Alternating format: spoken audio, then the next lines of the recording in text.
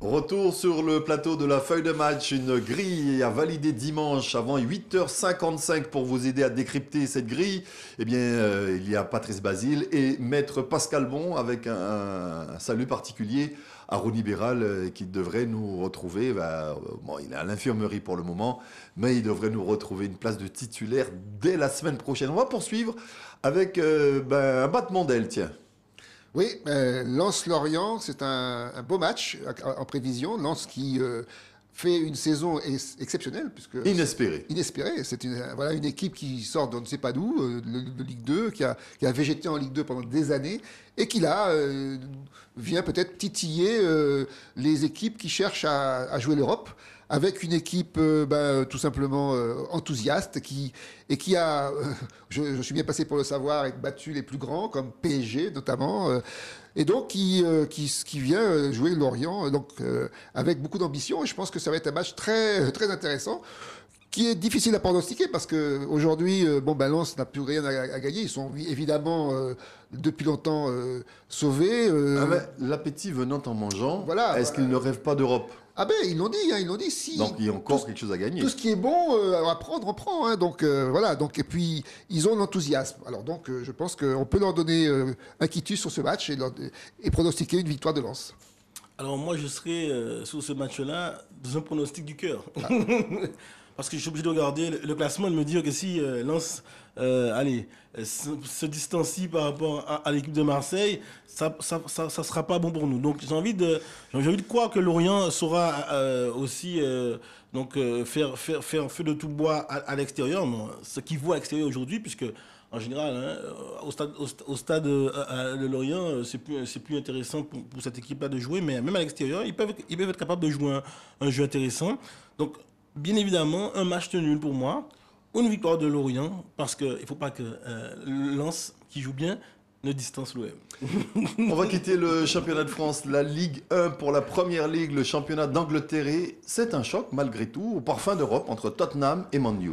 Oui, un gros choc qui sera très probablement un match plaisant à voir, parce que Tottenham et Manchester United, c'est quand même deux ténors du championnat anglais, et donc, on sait que ce sont des équipes qui aiment jouer, et puis aussi qui ont des résultats un peu en dents de scie de temps en temps. Donc là, moi, en tant que parieur, je vais prendre la couverture, comme vous dites. Complète. Complète. Ouais. Parce que là, bien malin sera celui qui pourra prédire un résultat là-dessus. Moi, je dirais que Tottenham, jouant chez elle, en principe, est favori, mais franchement, en état actuel de la situation, des stades vides et tout ça, tout peut arriver sur ce match. Donc, couverture globale. Avec un enjeu aussi particulier, hein, l'entraîneur qui a connu les deux bancs. Ah oui, aussi, oui. Hein, ça rajoute encore un peu de piment. Panache, exactement. Ouais. C'est vrai que sur ce match-là, exactement, couverture totale. Ah, couverture totale, parce que les deux équipes sont capables de gagner la victoire, ou on peut aussi se neutraliser avec début, un match nul.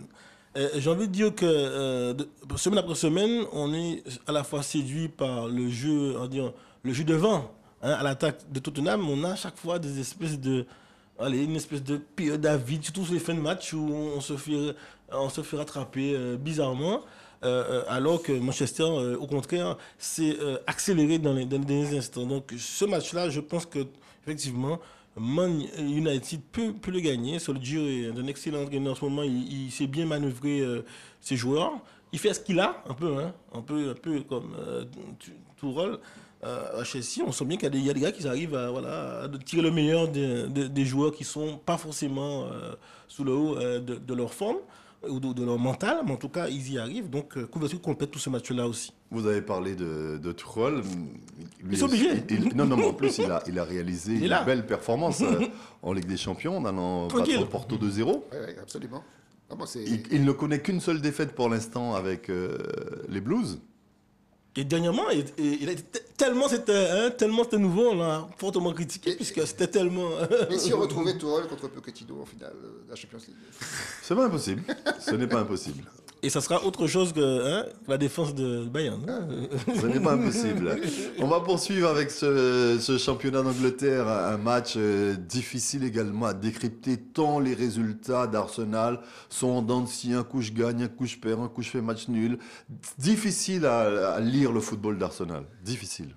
Oui, très très difficile. Alors la seule chose qu'on peut se dire, c'est que depuis quelque temps, Arsenal a quand même des résultats meilleurs et commence un petit peu à trouver son rythme. Ils ont quand même eu des très très bons résultats dernièrement. Donc bon, Sheffield reste quand même une équipe très modeste qui va certainement avoir des difficultés avec l'attaque d'Arsenal. Mais donc moi je dirais que je fais confiance à Arsenal sur ce coup. J'aime bien cette équipe. Arsenal est une équipe qui a toujours, depuis l'époque de Thierry Henry, etc. J'ai toujours été supporter d'Arsenal. Et je trouve que depuis quelque temps, même s'ils nous ont déçus beaucoup au début de l'année, ils retrouvent un peu leur allant et je leur donne une petite faveur sur ce match. Je les mets gagnants.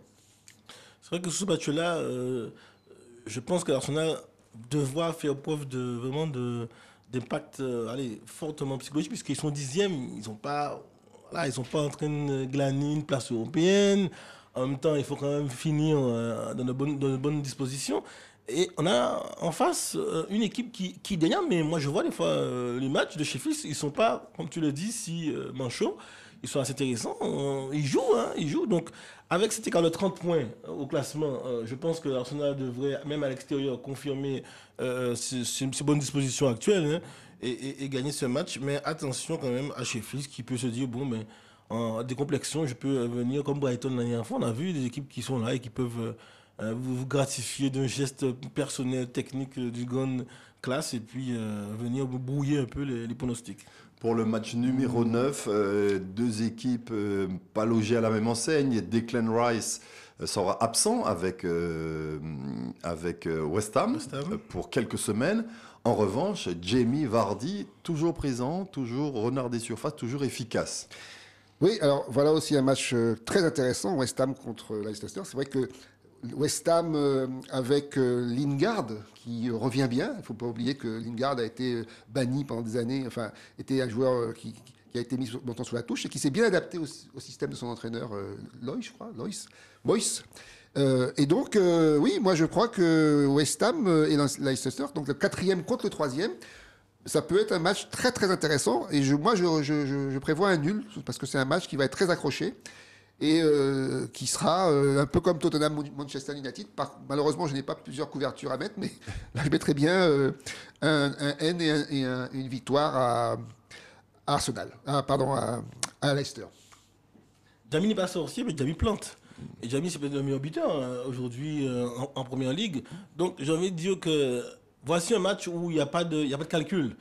3e ou 4e, celui qui est 3e, c'est Leicester, il doit confirmer, il doit s'éloigner de West Ham. Donc je ne pense pas qu'il y aura de faux rythmes ou de faux semblants au niveau psychologique. Et moi je vois plutôt, prenons le risque que Leicester puisse gagner ce match avec tous les atouts qu'elle a face à une équipe de West Ham qui ne mérite pas pour autant. La Série A avec la Viola qui reçoit l'Atalanta. Oui, alors là on est en Italie. Donc Fiorentina-Atalanta, c'est un match qui a toujours été un match intéressant à voir. Parce qu'il ne faut pas oublier que Atalanta revient de 3 victoires consécutives. Je crois qu'ils ont un joueur qui s'appelle Zavalta, qui est très bon. Et donc Atalanta, c'est une équipe qu'on connaît. Et Ribéry qui a encore quelques fulgurances. Aussi bien sûr, oui. Non, là, je pense qu'on a un match, encore une fois, qui est palpitant, qui va être palpitant à suivre. Moi, je dirais que l'Atalanta a un avantage sur la Fiorentina, sur ce match, mais vraiment très, très juste. Donc, je mettrai Atalanta vainqueur sur ce match. Moi aussi, Patrice, je pense qu'on peut compter sur le 4e, Atalanta, qui fait partie des bonnes surprises de cette année. Une équipe, bien sûr, qui a joué la Ligue des Champions. J'ai envie de dire que c'est plus une confirmation qu'une voilà, surprise. Voilà, une surprise. Voilà, une surprise dans la confirmation. Voilà. Et des fois, on a ces équipes qui nous font une fulgurance sur une saison, et puis après qui disparaissent. Là, on a une équipe qui confirme, on entend. Il y a la Juventus, il y a la AS Roma, il y a Milan maintenant. Atalanta, Bergame, on y pense européen, on y pense aussi en Italie. Donc, face à la Fiorentina, même si elle a de bonnes dispositions des fois au milieu de terrain et en attaque, je pense que l'Atalanta devrait confirmer aussi, même si à l'extérieur, une victoire de l'Atalanta sans difficulté pour moi. Voilà ce qu'il fallait dire pour les 10 premières rencontres de cette grille qu'il faut valider dimanche avant 8h55. On se retrouve dans un instant pour la suite et la fin de cette grille, mais également pour Parole à la défense où Maître Pascal Bon aura comme client ce soir Neymar accusé d'occuper un emploi fictif eu égard au nombre de matchs disputés avec le PSG. Neymar qui n'a jamais fait de saison complète au PSG, que ce soit pour congé exceptionnel, blessure due en partie à une hygiène de vie quelque peu douteuse, mais beaucoup de suspensions également. On en parle dans un instant.